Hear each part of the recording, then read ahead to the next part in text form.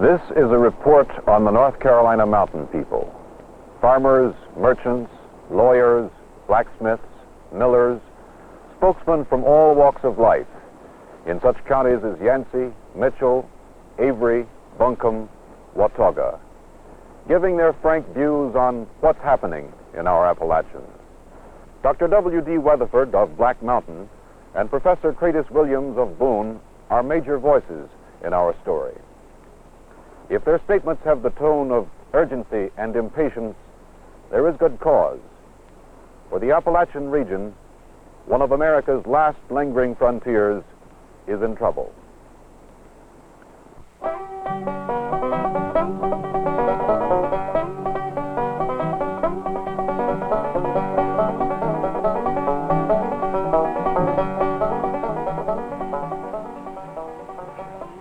Yes, I'm a mountaineer. My people have been on the border since before the American Revolution. They were lone hunters, Indian fighters, fighters in the Revolution, and leaders in the Whiskey Rebellion. Later, they fought in the Civil War, became Kentucky Mountain feudists, and have remained in the mountains down to this day. I've heard a good many misconceptions of mountain people during my lifetime, and many years ago I became interested in trying to learn the facts about the mountain people. What I have learned has been an eye-opener.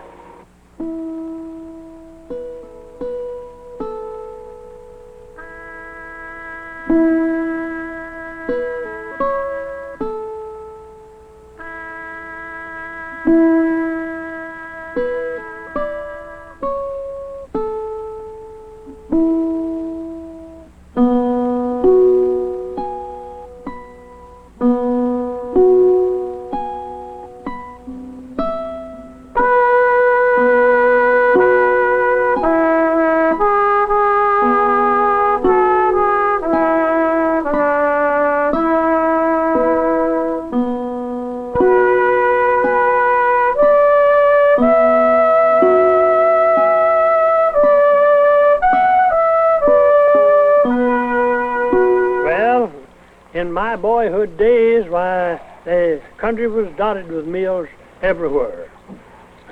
I could count 6 or 8 good mills, and now the Weinberger mill is the only one I know of in operation. The mill, of course, and its work is going down because of the fact that men have quit farming, and the farms are growing up in woods and bushes and just laying idle. This is a land of very little industrialization and too small farms, and these farms have fractionated to the point where productive, and the youngsters are just bleeding out of the land. A great mass of our boys drop out at the 7th or 8th grade. The result is the average educational level for the entire 7 Appalachian states is 7 2/10 years for adult people. And of course that's very, very low. The population in these counties hasn't appreciably changed in this century. Some of the counties have less population today than they had back in 1900. We lost the last 10 years, from 50 to 60, we lost 1,132,000 people out of these mountains. We didn't have a net loss of that much because we had 935,000 babies born. But there are lots of people left these mountains to go somewhere else to get better wages. Here is Burnsville, a Carolina town locked in the ancient, weather-worn Appalachian Mountains. Once those walkways trembled with the lusty commerce of miners, lumberjacks, and farmers. The home of lingering frontiersmen, of lonely gunsmiths who still fashion their own hunting weapons, of mountaineer printers whose Gothic journals crackle with self-reliant thought.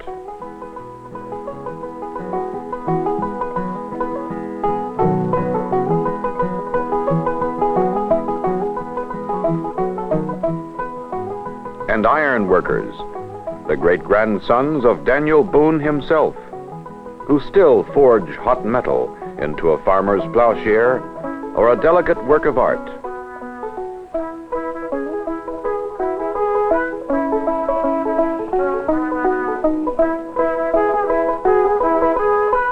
Aging craftsmen of another era when there was a bristling boom town.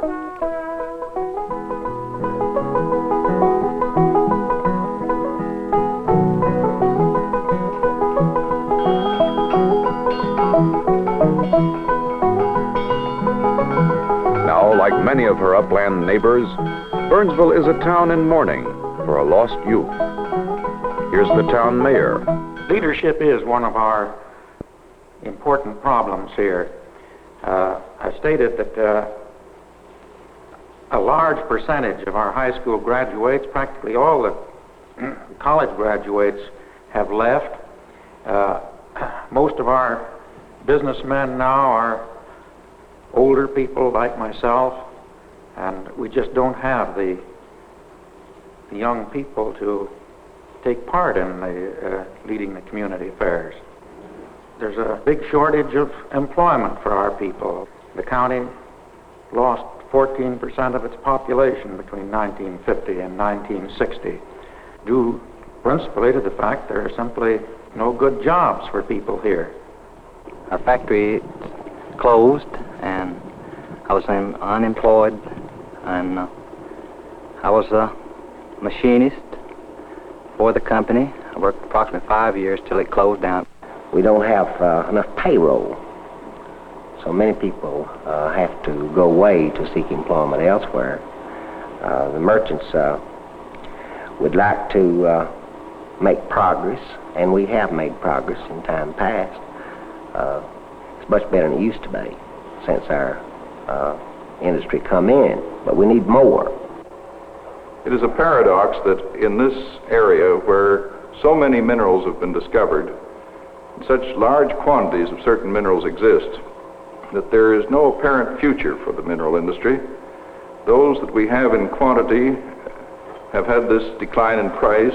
Those that are valuable are present in such small quantities.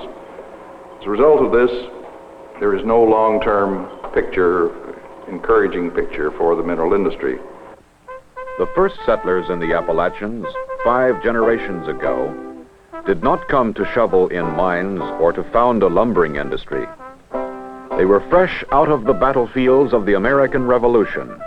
Their demands were simple: good farmland and a new life in the western wilderness. Boone, Houston, Sevier, Crockett. They were the riflemen who would later send Andrew Jackson to the White House. With the Cherokee Indian vanquished, life for the pioneers was good in the mountains. The sowing of seed corn on slanted acres, pure water, wild honey and game, cattle and swine massed fattened in the green valleys. And every spring, the sharp cry from an oak cabin of a newborn child. In breaking the mountain new ground, the first families staked out the broad river valleys. New wagon loads from the Shenandoah, and they pushed into the rich creek bottoms. For the belated settler, only the shadowed coves, the spiny ridges. It was the early 19th century, the time of fertile beginnings and manifest destiny. Large families multiplied, and the farms grew smaller. A proud people whose ancestry had already earned a reputation for hard toil and fierce independence.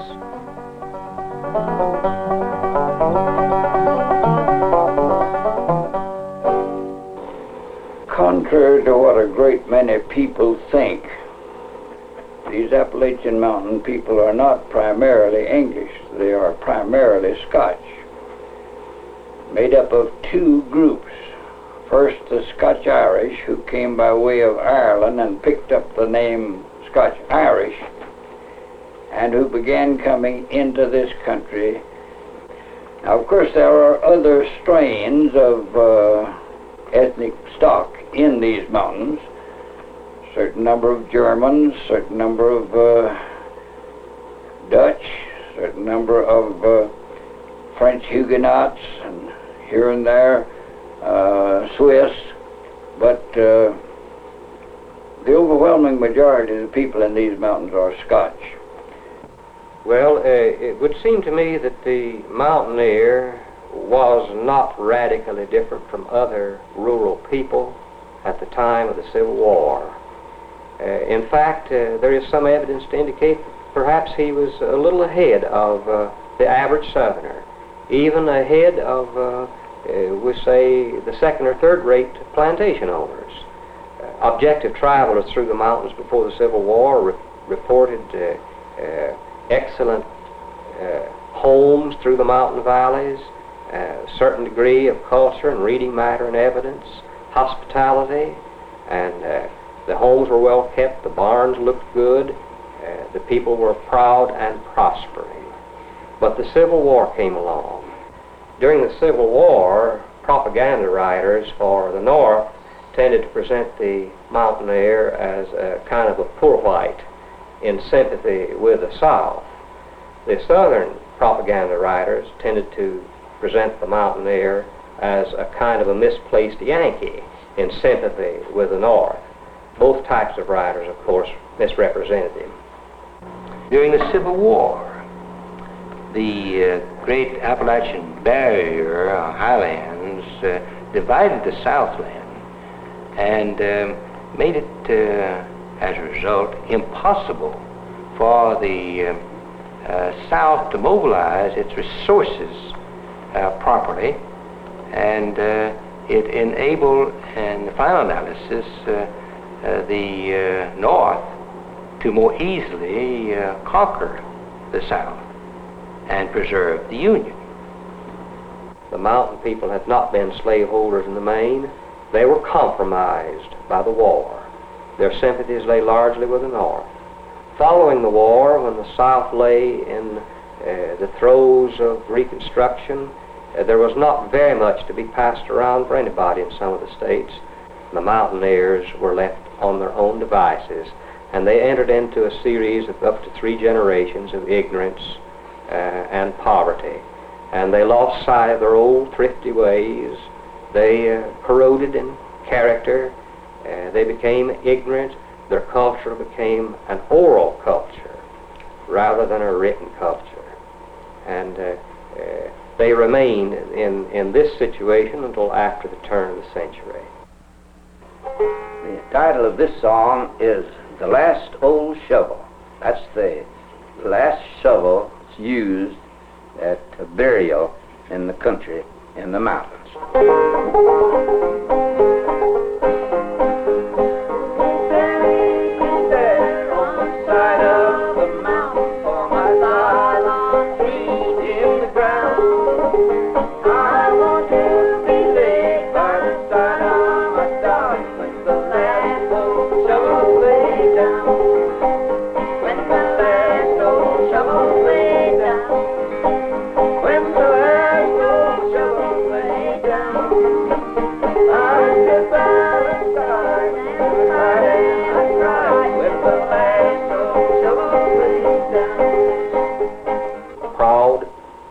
Stubborn, he's self-reliant, he is disinclined to cooperate with other people.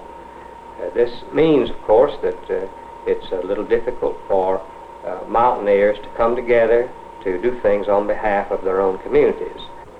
They're a reticent type of people.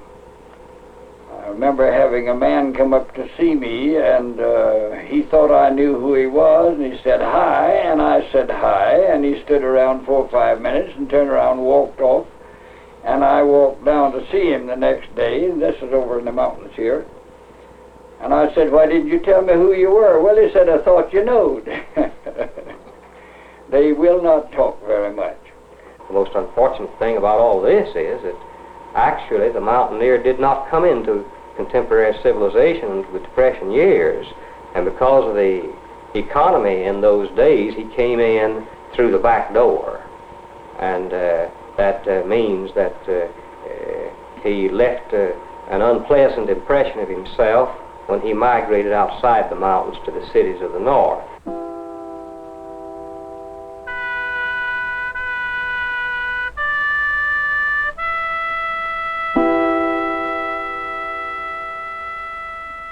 The mountain family became a mountain clan, each home a shut-off island unto itself. Civil war had left a bitter legacy of revenge feuds, brigandage, economic paralysis. The Appalachians were locked out of the 19th century. But the primitive frontier folkways remained on.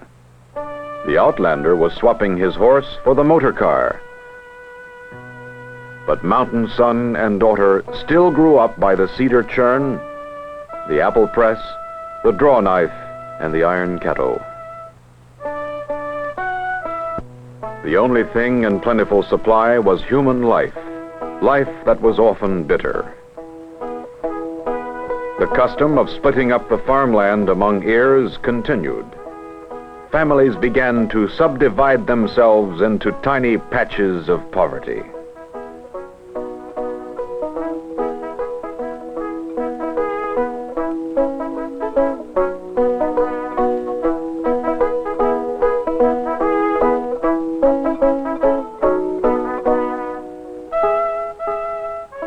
For America, it came the age of the Depression. The mountaineers had always known hard times. Now it was almost unbearable. The old clung to their hills.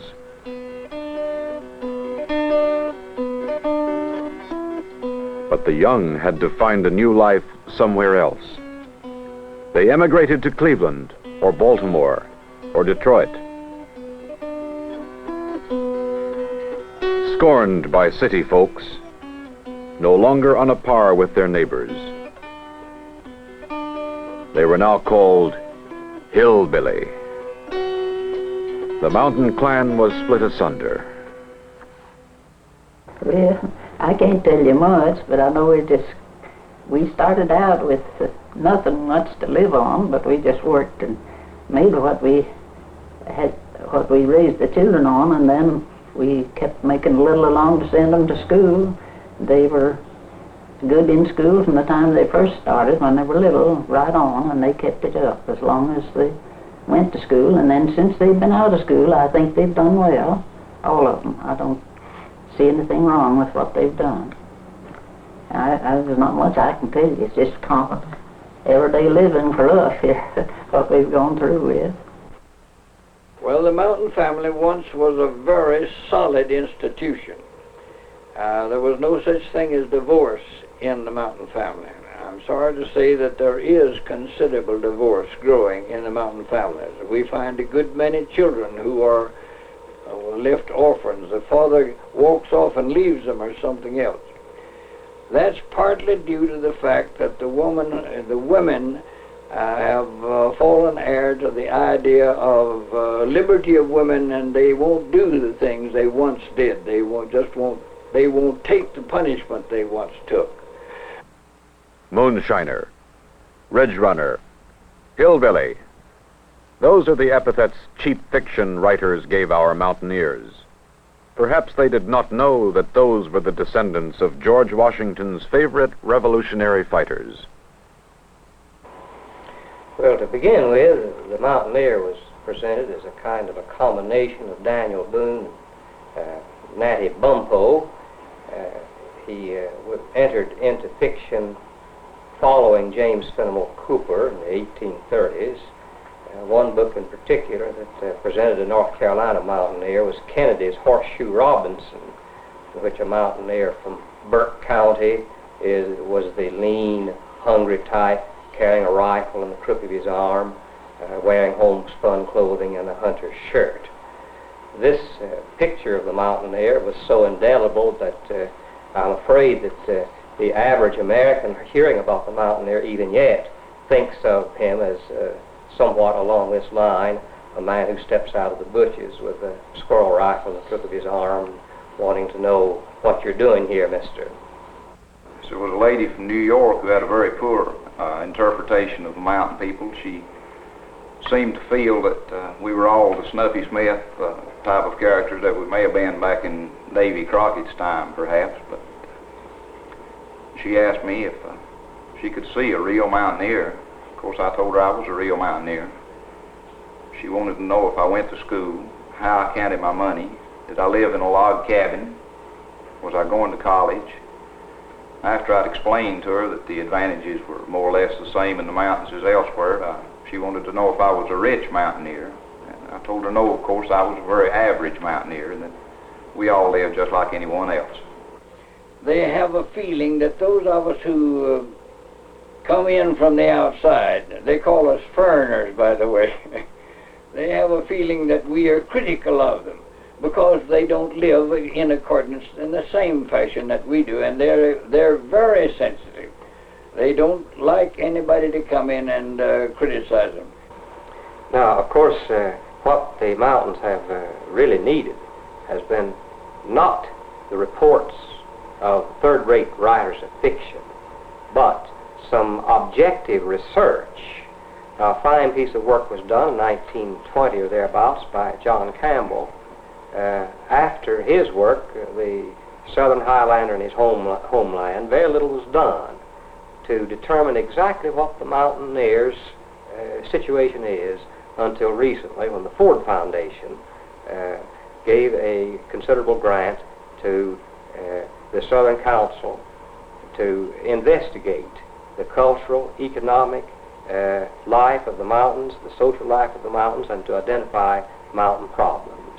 This is a step forward. This should supply some of the answers that we need to questions concerning the mountaineer and his dilemma. Over the heartland of the eastern United States sprawls the Appalachian Mountain Range. 80,000 square miles, occupied by 5 million beleaguered people. Ford Foundation scholars fanned out over this entire region. They sought to find out why it lags behind the rest of the country in schooling, health, transportation, government, and income. Included in the survey were the mountain counties of western North Carolina, 22 of them in all. The interviewers posed sharp questions. Is there a peculiar mountain attitude? What does the mountaineer expect out of life? What does he believe in? We had some 70 or 75 people in the field interviewing individuals and families for a number of months. And we interviewed a good many thousands of people. We only found 6 people who said definitely they did not believe in a God. And we only found 8 who said they did not believe in answer to prayer. So that there's no skepticism in these mountains. There's just indifference. They just don't pay any attention to what's going on, but they believe in religion. Unfortunately, the churches are very small. 21% of all the churches in the Appalachian Mountains have 25 or fewer members, which means to say the churches are very weak. My own feeling is we've got to have a good deal of consolidation, just like the schools had consolidation. But there's a great deal of fighting of that. Local people don't want to give up their little church because their grandfathers and grandmothers were buried in the cemetery there, and they don't want to give up the church. But we've got to have stronger churches. Secondly, we've got to have better trained ministers. 43% of all the ministers in the Appalachian Mountains have high school training or less. And no man has any business representing the great issue of religion on a 12th grade education. The mountain home and school, once teeming with frontier voices. Now uncertain companions, both weakened by loss of members. The Southern Appalachians have been called America's #1 problem area.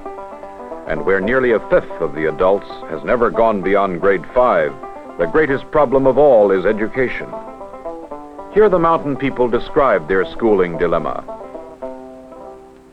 One of the outstanding teachers in a state teachers college in the Appalachian Mountains, She told me that of 1,000 students she'd taught in the last 10 years, she'd gone through every card. She had not taught a single solitary student who graduated with a straight A record who stayed in that state to teach. And she told me she had not taught a single student who graduated with a straight C record who didn't stay in the state to teach. And I said to the state superintendent, just how long will it take us to reduce ourselves to absolute mediocrity, educationally speaking, on any such basis as that? Incidentally, one of our problems is lack of school consolidation. We have about 967 high school students in Avery County. They go to 3 separate high schools which are located within 12 miles of each other. The schools are too small to have really good faculty and in the sense of teachers being able to specialize in their subjects and to have a good curriculum. That's one of the needs. Vocational training is almost impossible under the present setup. Many of the high schools are simply not large enough to provide an educational opportunity which removes this unfair competition as between the one who graduates from the small high school, particularly in the mountain area, and the one who graduates from the large high school in an urban or metropolitan area.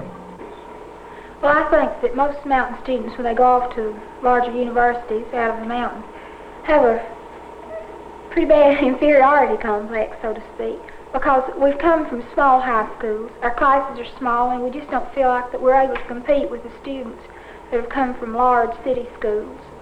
And I think that consolidation of high schools in our county would really help this, because with these small classes, our teachers just can't give us the material that we really need. All the data I know anything about would indicate that those who come from small high schools generally are less well prepared immediately for college than those who come from the larger schools. But so far as native capacity is concerned, these youngsters have what I call their share of brains. The third thing is this: we've got practically no vocational training in the public schools of the Appalachian Mountains except agriculture. And nobody's interested in agriculture anymore, because in the first place the mountains don't provide much land for agriculture, and less than 20% of the people now are engaged in agriculture. Once it was 100%, but it's only about 20% now. Now that leads me to say another thing, that we've got somehow or other to motivate these boys and girls, the boys in particular, to want to go to school. They don't think it's necessary. As a matter of fact, when a boy finishes the 7th or even the 8th grade, as most of these boys do, at 16 instead of at 14, they are not prepared then to take the kind of training that's necessary if industry does come in. They have neither enough mathematics, nor enough physics, nor enough chemistry, nor anything else that pertains to mechanical operation. So they can't take the training, and they're left out. Well, during the time while North Carolina first became so actively interested in seeking industry, we did organize this group that we call the Avery County Chamber of Commerce for the purpose of trying to induce industry into Avery County, get new jobs. We got a lot of prospects. We got but little industry. We found that that our labor supply that is available here, that is the unemployed labor supply, was largely untrained and not really suitable for industrial employment just immediately.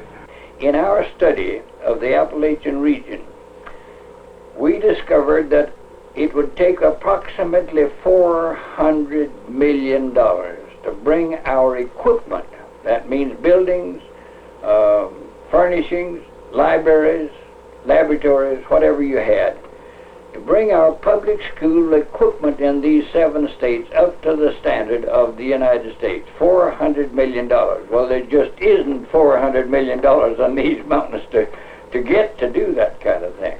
The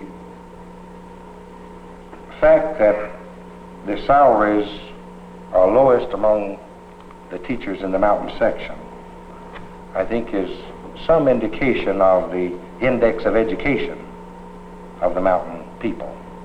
And if we consider that education is not a regional matter, but is more of a national matter, then the combined efforts of the local community, the state, and the nation must be brought to bear upon this educational problem.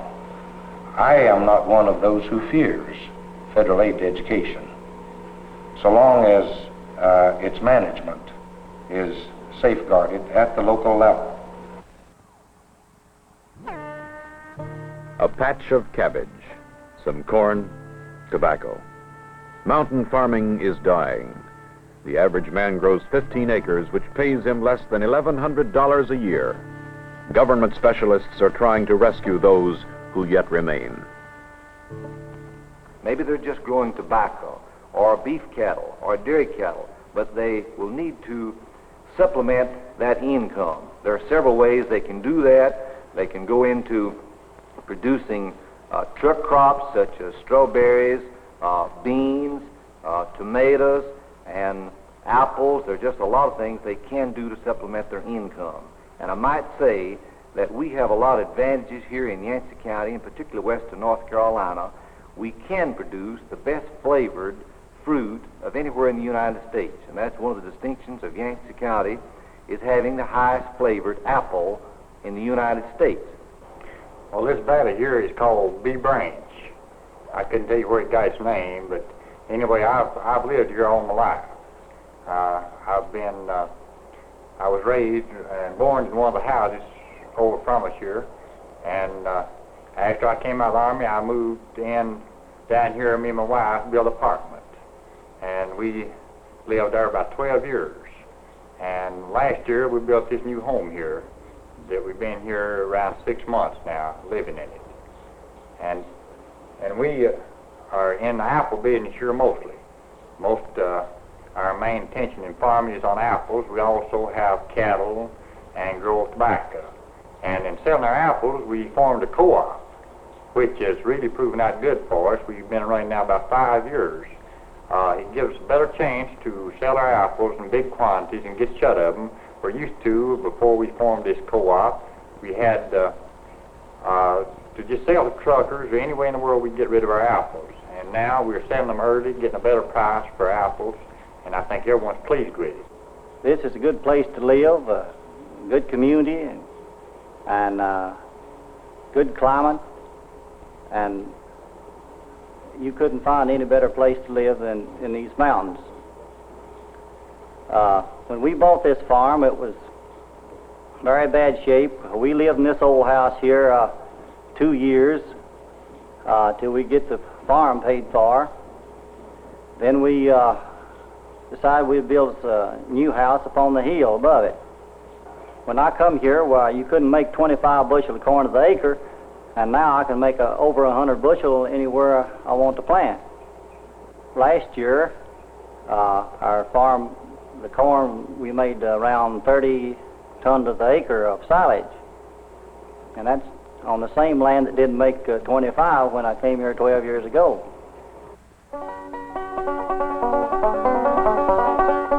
Industry is coming to the mountains. Industry to the mountain man used to signify public works or the lumber and mining camps. It meant a trek by thousands out of the mountains into the Piedmont cotton mills, or to Detroit, or down to the fiery smelting plants of Birmingham. But now, with improved mountain roads, industry has a new meaning. Specialized factories trickling into the valleys and settling at the very back door of the hard-pressed mountain job seeker. To get these jobs, the mountain people, now shedding the remnants of a pioneer life, must gird not for the 20th century, but the 21st. For industrial technology no longer is of the Iron Age, but of the Space Age, and the chasm is widening every hour. A long way in time from the blacksmith anvil to an outer space observatory monitoring the universe. but both coexist in the Appalachians. Is time on the side of the mountaineer?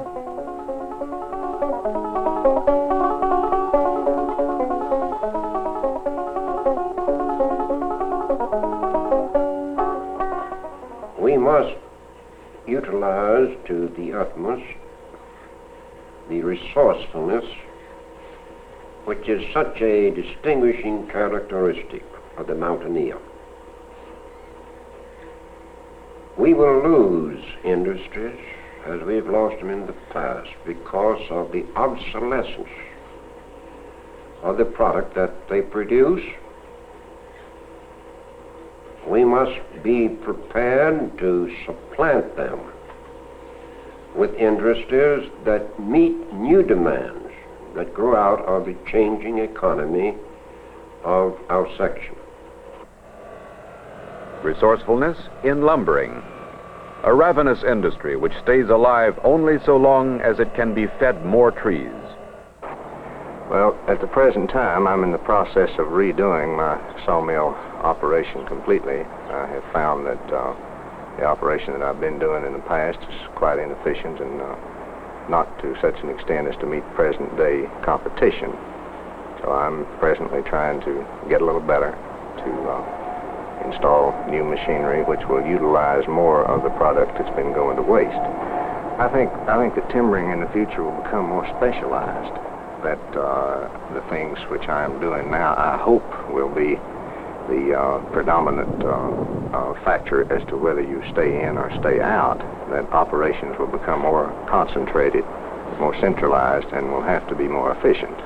I think the experience of the industries that have come here is that the mountaineer makes an excellent employee.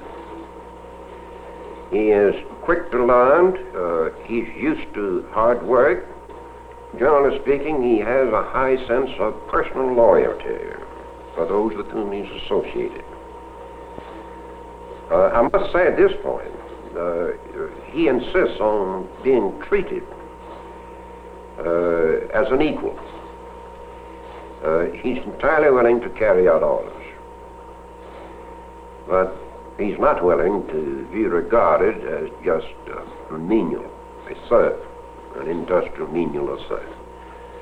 Our mountain counties produce sturdy, stable, reliable, honest, hard-working people. Their greatest asset are people.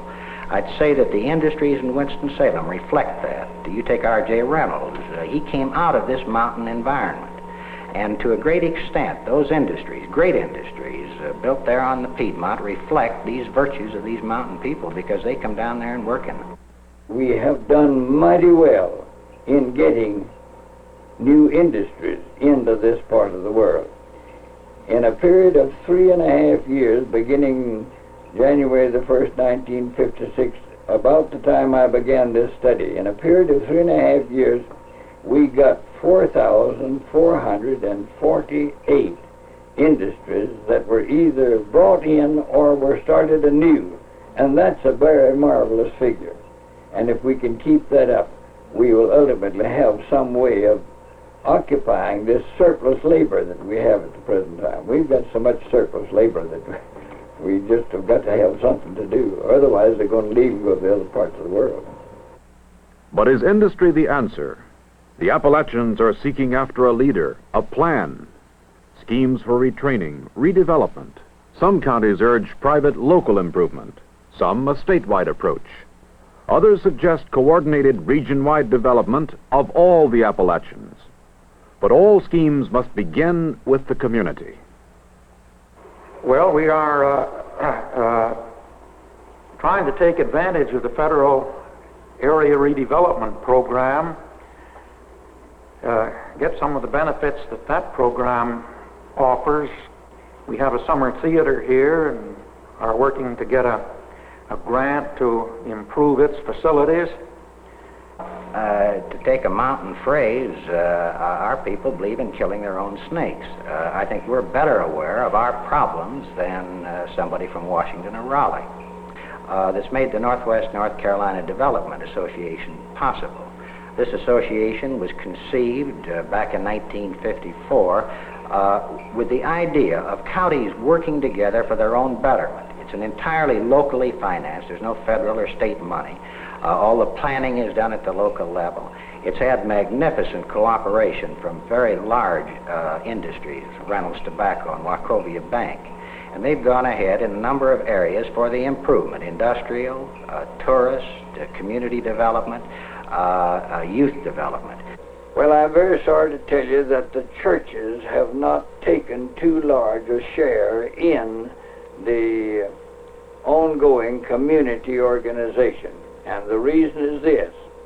The average minister who has 12th grade education, of course, is apt to be very definitely conservative. If he's conservative, he draws a line straight between the sacred and the secular, and he thinks the sacred is in his church and the secular is outside.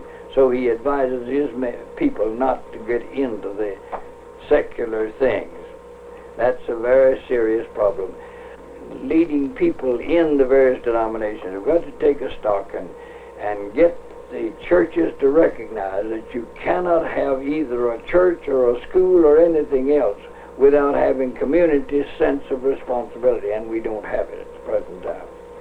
Well, always, I think, as I mentioned, area-wise, there are problems that we have worked on, and the thing we have been most concerned is that communities not get fired up and work toward short-term goals and not realize that this is a continuing process, that we must continue to work to improve our communities. And I think when we look at it on an area basis that we'll see progress for those who continue to work year in and year out toward long-term goals as well as short-term goals. People have always been drawn to the ranges of Nantahala, Unica, and Watauga, of the Blue Ridge and Great Smokies, of vacationer's paradise, where melting Ice Age glaciers came to rest, shedding their seeds and stones long ago. The Cherokees called it the Land of Laughing Waters. A French explorer, so overcome by its mystery, he scaled a lofty peak and sang the Marseillaise. The 20th century came, and others were awed. The first tourists were men of wealth, like Vanderbilt and Cohn, who built summer resorts far above the modest native dwellings. Today, their grand retreats are vacant, lofty reminders of an age of empires and opulent seclusion.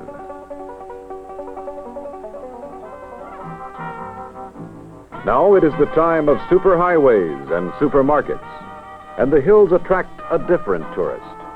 His Shangri-La is usually found by the roadside. Left to its own development, the mountain highway has often become a sideshow, blotting out the trees and hills beyond.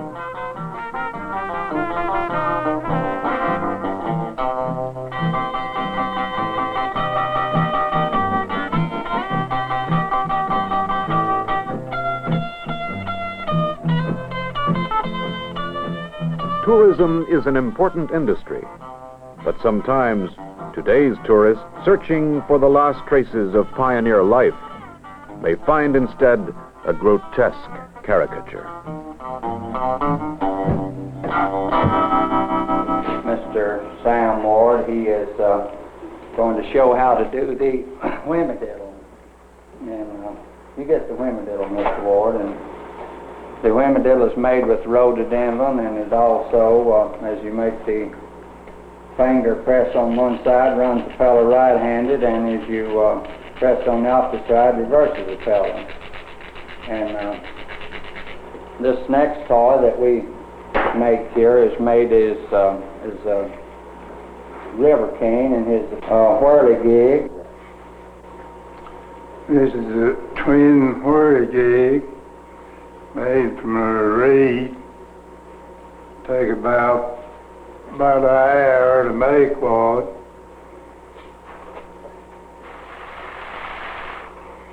We get $1.50 each for it. The next one is the rattle trap and show them how the rattle trap works there, Mr. Ward. It's made with white pine wood and also it's used in ball games and for paladin classes.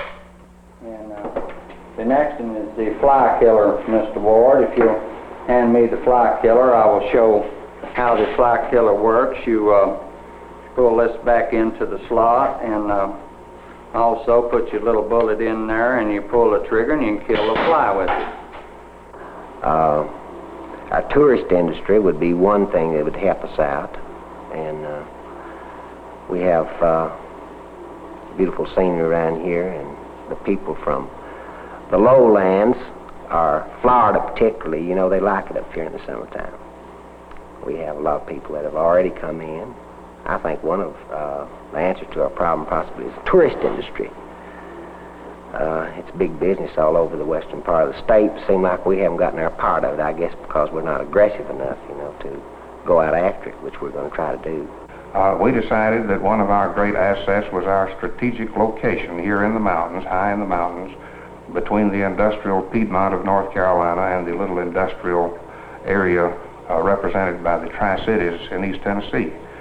That there must be attractions here for a resort development. That if we could do that, not only would we improve opportunity for our local people here, but we would become also an asset to the industrial Piedmont.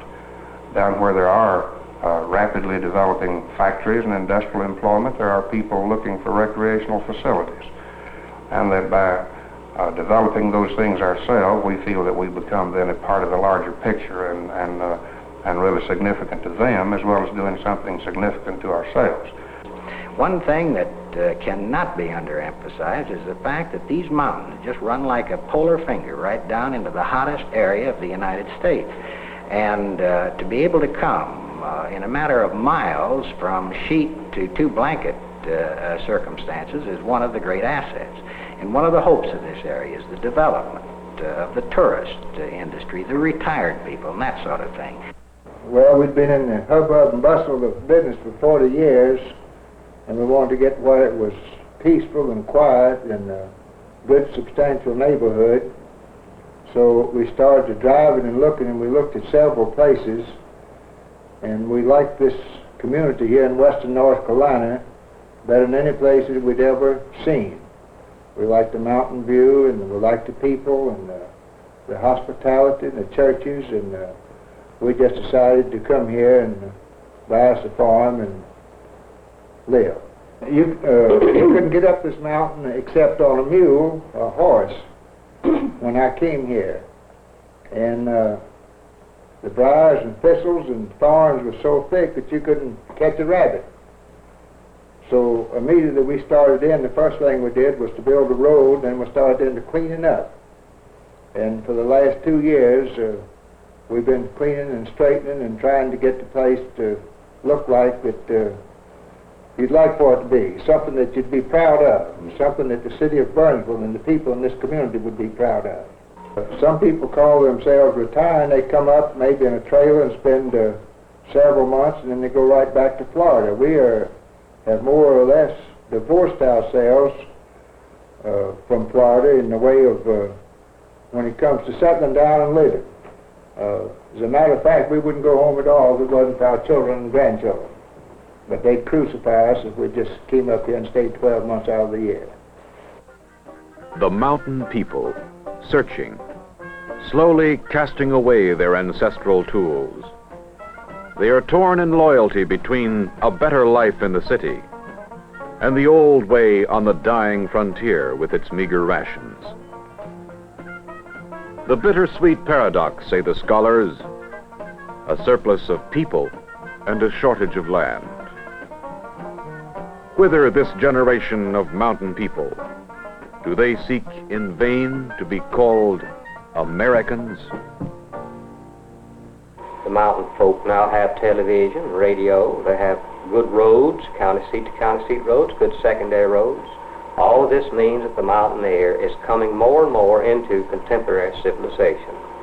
So that tends to indicate to me that the mountain air, as a differentiated type of American personality, will disappear within the next decade or two?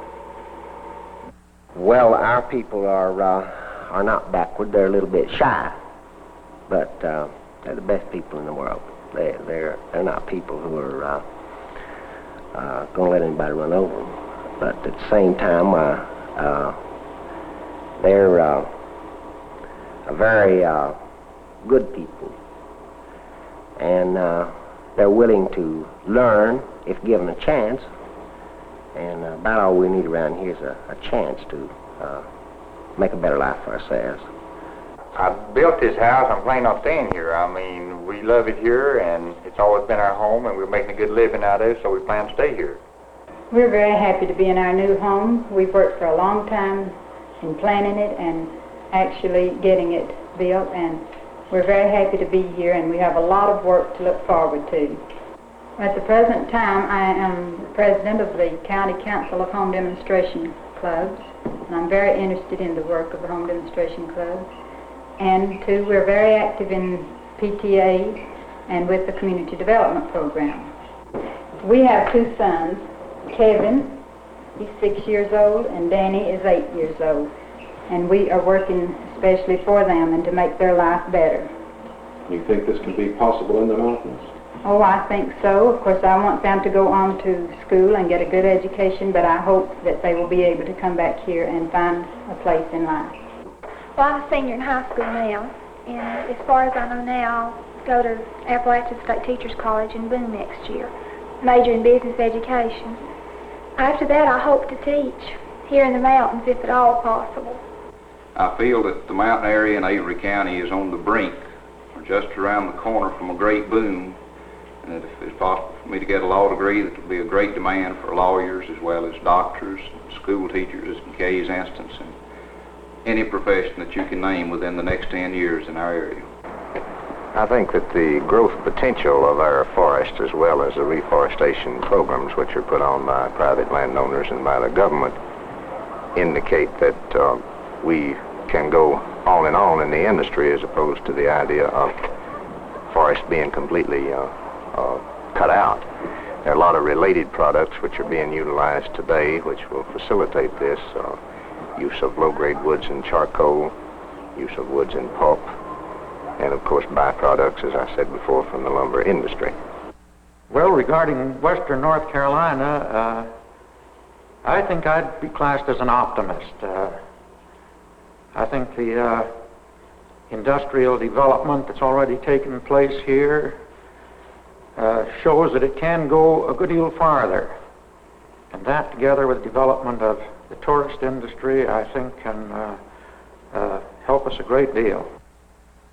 This mountain air and climbing around on these hills have completely changed my feeling and way of living. When I came up here, I was ulcerated and sickly, and I was always taking all kinds of medicine, and now I can eat anything you put on the table anytime you put it out there.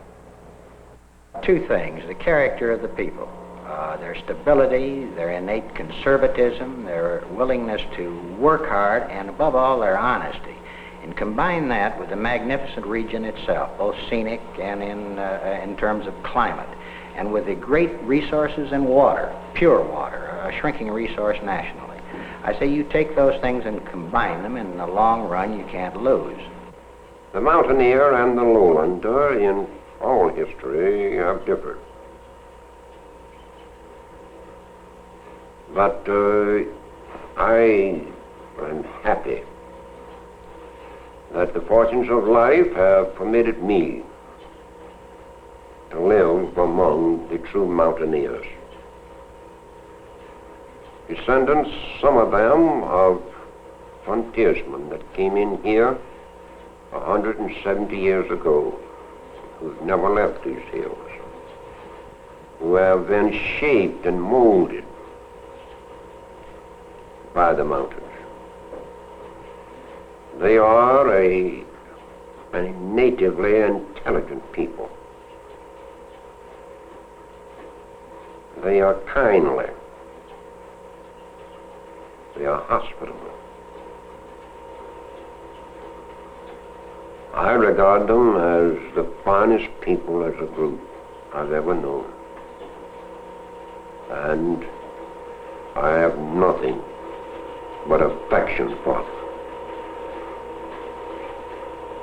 They are a part of the greatness, a very essential part of the greatness of this democracy, which is the state of North Carolina.